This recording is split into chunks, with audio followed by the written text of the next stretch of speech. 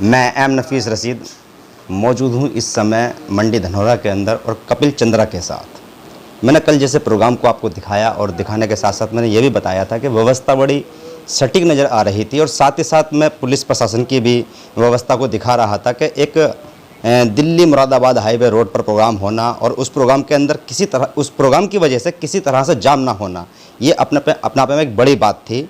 अक्सर ऐसा हमने बहुत बार कवर किया है कि हम ज़्यादातर जब रैली कवर करते हैं तो हम यही देखते हैं कि भाई पब्लिक को कितनी परेशानी पड़ रही है, क्योंकि पार्टी के अपने मुद्दे होते हैं, अपना एजेंडा होता है, अपना प्रोग्राम होता है, पर कहीं ना कहीं जनता बेवजह परेशान हो जाती है। पर जब हम कल देख रहे थे तो उसमें कपिल चंद्रा भी हमें वहाँ पर व्यवस्था बनाते हुए दिखाई दे रहे थे, बाद में मंच पे पहुँच गए थे, आज मेरे साथ हैं। स्वागत है भारत न्यूज़ में आपका सर। बहुत बहुत धन्यवाद। मैं सबसे पहले तो भारत न्यूज़ के सभी दर्शकों को हार्दिक शुभकामनाएं और नमस्कार करता हूं। सर एक बात जाननी थी कि कल आप तो पार्टी के अंदर कार्यकर्ता हैं, सचिव हैं, प्रदेश सचिव हैं आप जी। मुझे ये जानना था कि जो व्यवस्था बनी हुई थी क्या उसके लिए कोई गाइडलाइंस पहले से तैयार की गई थी या सिर्फ एक आदेश है इस तरह का कार्यकर्ताओं के अंदर, क्या भाई रुझान रहेगा हमेशा? मैं सबसे पहले तो ये कहना चाहता हूं कि राजनीतिक तौर पे चाहे कोई रैली हो, धरना हो, प्रदर्शन हो, हमारे राष्ट्रीय अध्यक्ष माननीय चौधरी जयंत सिंह जी की तरफ से एक बहुत ही स्पष्ट गाइडलाइन और दिशा निर्देश है कि इन कार्यक्रमों में, ऐसे धरने में, प्रदर्शन में, रैली में आम जनता को कोई परेशानी ना हो। तो उसी के हिसाब से और उसी के तरीके से हम लोग धरना प्रदर्शन हो या कोई रैली हो तो उसका आयोजन करते हैं। हमारी हमेशा कोशिश ये रहती है कि आम जनता को हम ना परेशान होने दें और ना ही उनको कोई व्यवधान या उनको कोई परेशानी का सामना करना पड़े। राष्ट्रीय लोकदल पार्टी का जो रुतबा है वो इस समय क्षेत्र में क्या है? देखिए, बहुत ही क्लियर और बहुत ही स्पष्ट एक जन संदेश जा रहा है कि पश्चिम प्रदेश में राष्ट्रीय लोकदल बहुत ही मजबूत स्थिति में है। नहीं, फिर जैसे कि भाई एक बीजेपी पार्टी से मुकाबला है और आप कल जो बात अध्यक्ष जी मंच से कर रहे थे वो बीजेपी से लड़ने की बात कर रहे थे, सत्ता परिवर्तन की बात कर रहे थे। इतना बड़ा इस संगठन से लड़ना आसान नहीं होता है साहब। देखिए, मैं तो आपको ये कह रहा हूँ कि 2014 से पहले बीजेपी भी हाशिए पे थी। अच्छा, या नहीं थी? जी जी। तो कभी का दिन बढ़ा, कभी की रात बढ़ी। जब बीजेपी हाशिए पे थी और आज वो इतनी बड़ी पार्टी बन गई, जैसा कि आप कह रहे हैं, मैं तो मानता नहीं हूँ, पर अगर आप कह रहे हैं अगर बड़ी राष्ट्रीय पार्टी है, सबसे बड़ी पार्टी है भाई, राष्ट्रीय पार्टी तो राष्ट्रीय लोकदल भी है, राष्ट्रीय पार्टी तो कांग्रेस भी है। पर वही बात है कि बीजेपी 2014 से पहले हाशिए पे थी, तो कभी के दिन बढ़े, कभी की रात बढ़ी। हम ये कह रहे हैं, मैं ये कह रहा हूं कि 2022 में हम उत्तर प्रदेश में बम्पर एंट्री मारने वाले हैं। किन मुद्दों पर लड़ाई लड़ेंगे आप? हमारा सबसे पहला मुद्दा है किसानी। अच्छा, सबसे पहला मुद्दा राष्ट्रीय लोकदल का जो है वो है किसानी। उसके बाद है गरीब मजदूरों को हक दिलवाना। हमारे 31 अक्टूबर को हमारे राष्ट्रीय अध्यक्ष माननीय जयंत चौधरी जी द्वारा हमारा जो घोषणा पत्र है, चुनावी घोषणा पत्र है, वो जारी होगा। बहुत ही जल्द आप सबके सामने हमारे चुनावी मुद्दे जो हैं वो क्लियर हो जाएंगे। कल हमारी चुनावी सभा में 2-4-10 पॉइंट जो हैं वो हमारे राष्ट्रीय अध्यक्ष जी क्लियर करके गए हैं, जिसमें एक मुद्दा ये भी है कि पश्चिम प्रदेश में जो है हाई कोर्ट की बेंच स्थापित होगी।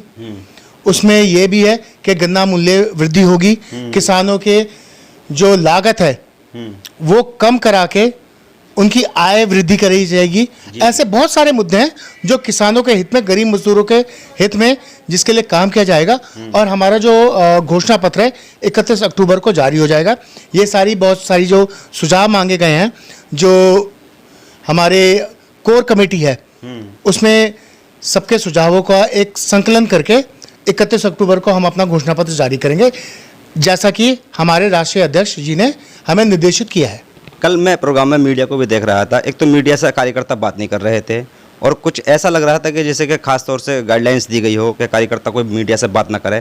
क्या कल कुछ ऐसा था क्या? कल नहीं, ऐसा नहीं है, ऐसा कोई गाइडलाइंस नहीं थी। पर कहीं ना कहीं देखिए, आप भी मीडिया से हैं और मैं भी एक छोटा सा कार्य करता हूँ, पर कहीं ना कहीं किसी तरीके से भाई मीडिया को अपनी जिम्मेदारी निभानी पड़ेगी। हम तो निभा रहे हैं। आप निभा रहे हैं, चलिए आपका बहुत सब कुछ सब ऐसा कैसे समझ सकते हैं? मैं आपको उस पंक्ति में नहीं ला रहा, मैं तो ये नहीं कह दो रहा। चार अगर गलत कर रहे हैं तो दो चार का नाम लेके बात नहीं करते हैं और सीधा सबको गोदी बोल देते हैं, तो ऐसा भी तो कम से कम पार्टी की ओर से एक निर्देश जारी होना चाहिए कि सबकी इज्जत करनी है, दो चार की नहीं करनी है। नहीं, मैंने देखिए किसी का नाम ना लेते हुए मैंने सिंपल सा ये बोला है, एक बात जो मैं रख रहा हूँ कि चौथा स्तंभ लोकतंत्र का है पत्रकारिता। जी जी। पत्रकारिता भी अगर निष्पक्ष हो तो क्या आपको लगता है कि बेहतर नहीं होगा? बेहतर तो यही है। तो आप मेरी इस बात से सहमत है नहीं है? नहीं, मैं सहमत हूँ, पर मैं पार्टी की तरफ से थोड़ा ध्यान कर रहा हूँ कि कल मैं कवरेज कर रहा था और लगभग 4 घंटे मैंने वहाँ कवर किया है। कवर करते समय मैं महसूस कर रहा था कि भाई सबको एक ही लाठी से हाँका जा रहा है और खुले शब्दों में कहा जा रहा है कि भाई नहीं, गोदी मीडिया से बात नहीं करनी है, हमें बात नहीं करनी है। साहब, मैं आपसे बात कहता हूँ कि हमारे राष्ट्रीय अध्यक्ष जी माननीय चौधरी जयंत सिंह जी, आप मुझे बताइए कि अगर आप लोग कोई इंटरव्यू लेना चाहें, आप लोग प्रेस कॉन्फ्रेंस करना चाहें, तो क्या वो कभी मना करते हैं? नहीं, कार्यकर्ताओं का मैंने नेताओं से नहीं कहा ना, कार्यकर्ताओं का कह मैं रहा हूँ। आपसे पूछना चाह रहा हूँ, कभी मना करते हैं? नहीं करते। तो मैंने खुद बाइट की है कल। आपने बाइट करी है। मैं ये पूछना चाहता हूँ बीजेपी वालों से और स्वयं डायरेक्टली प्रधानमंत्री से कि 7 साल बीत गए, क्या एक प्रेस कॉन्फ्रेंस का मुझे उदाहरण देंगे कि वो आके प्रेस कॉन्फ्रेंस क्यों नहीं करते हैं? तो आप लोग मीडिया को ज़्यादा से ज़्यादा बात करने के लिए बुलाएंगे, आमंत्रित करेंगे? हम तो बुलाते हैं। अच्छा हम तो जवाब देने को भी तैयार हैं, सवाल लेने को भी तैयार हैं। अच्छा अच्छा। पर क्या प्रधानमंत्री जी कभी कोई प्रेस कॉन्फ्रेंस करते हैं? किसी प्रेस कॉन्फ्लेव जो होती है सब लोग जाते हैं। आप विधायक पुत्र भी हैं, जी। किसान पुत्र भी कहलाए जाते हैं और एक नौजवान हैं। मैं 2-4 बातों पर और बात करना चाहता हूँ आपसे। जब क्षेत्र में रहते होंगे तो दर्द भी पता होगा जनता का आपको। कभी अगर कोई हादसा या बड़ी इमरजेंसी पड़ जाती है तो शहरों की ओर को भागा जाता है। क्या आपकी पार्टी दिल्ली जैसी सुविधाएं हॉस्पिटलों की को लेकर, जैसे मुद्दा आम आदमी पार्टी ने दिल्ली में उठाया, शिक्षा और स्वास्थ्य, तो क्या आपकी पार्टी भी इस पर बात करेगी? देखिए, हमारी जो मूलभूत सुविधाएं हैं उनमें सबसे पहले एक किसानी का मुद्दा है, दूसरा है शिक्षा, तीसरा है स्वास्थ्य सेवाएं।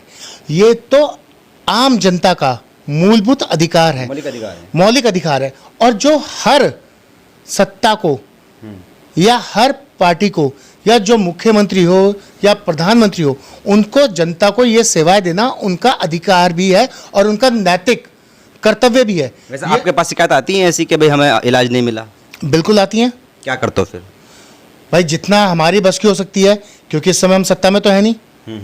अभी जब कोरोना काल हुआ, कोरोना काल में लोग जो पलायन करे, जी जी, उनके लिए, उनकी सेवा के लिए, या जो मजदूरी से हट गए, उनके पास खाने के लिए पैसे नहीं थे, तो मेरी एक संस्था है, उस संस्था के अंतर्गत हमने उन लोगों को खाना पहुंचाया। हर जो भी ज़रूरत थी, चाहे वो दवाइयों की हो, खाने की हो, कपड़ों की हो, हमने वो देने की कोशिश करी। अभी तक जारी है इस संस्था से काम? अभी भी जारी है। क्या नाम है संस्था का, जरा हमारे दर्शक भी जान लेंगे? M Chandra memorial charitable trust. अभी भी मदद ले सकते हैं उससे? बिल्कुल। ये सुन लीजिएगा आप अच्छी तरह से, कभी जरूरत पड़ती है तो मदद ले सकते हैं ट्रस्ट से आप। मैं थोड़ा सा सर और जानना चाहता हूँ आपसे कि अगर मान लो अगर चुनाव आता है, 2022 का आ ही चुका है अब तो लगभग जी, असल मेन जो बात आती है नौजवानों को लेकर, और जिस तरह से आप कल ट्रैक्टर दौड़ा रहे थे और साथ में आपका बड़ा जुलूस देख रहा था, मैं वो दिखा भी रहा हूँ विजुअल साथ साथ में कि भाई आपका जो काफिला चल रहा था कल लगातार, ये नौजवानों के अंदर आप वो शक्ति भर सकते हैं कि चुनाव में बदलाव लाए नौजवान? देखिए, मैं एक बात कहता हूँ कि भारत का भविष्य, हमारे देश का भविष्य और प्रदेश का भविष्य जो है वो नौजवान है। जब उनके अंदर बदलाव की भावना आएगी, और वो देख भी रहे हैं, चाहे आप गाज़ीपुर बॉर्डर हो या दिल्ली का कोई भी बॉर्डर हो, वहाँ पे जो भी देखा जाए, वहाँ पे जो भी जनसंख्या देखें या वहाँ पे जो भी आप हुजूम देखें लोगों के अंदर, चाहे वो 26 जनवरी का ही प्रदर्शन रहो, रैली रही हो, वहाँ पे नौजवानों का ही रोष है। नौजवानों के अंदर एक सपना दिखाया गया था कि 2 करोड़ नौकरियाँ आपको हर साल मिलेंगी, पर आज का नौजवान मजबूर है। किसानी जो हो गई है महंगी, नौकरी उनके पास है नहीं। कोरोना काल में जो क्षति हुई है इसको बढ़ा चढ़ा के दिखाया गया है और विकास के नाम पे प्रदेश की सरकार जीरो है। तो इस समय युवाओं के अंदर एक बदलाव की भावना है। युवा जो है बदलाव चाहते हैं और भाजपा की सरकार से जो है निजात चाहते हैं। चलिए, ये थे हमारे साथ कपिल चंद्रा जी, जो कि नौजवानों की भी बात कर रहे थे और मैंने एक ट्रस्ट का भी इनसे नाम सुना, कपिल चंद्रा के नाम से ये एक ट्रस्ट भी चलाते हैं जिससे कि गरीब गुरबाओं की मदद हो जाती है। बहरहाल सफ़र बड़ा है, मैं फिर दोबारा से कभी कोशिश करूंगा कि कपिल चंद्रा को दोबारा लिया जाए, क्योंकि जिस तरह 2022 का चुनाव अब नज़दीक आता जा रहा है और कहीं ना कहीं हर पार्टी सक्रिय हो रही है, तो हर इनका भी अधिकार है अपने मुद्दे रखने का, अपनी बात कहने का। मैं एम नफीस रशीद, आप देख रहे थे भारत न्यूज़।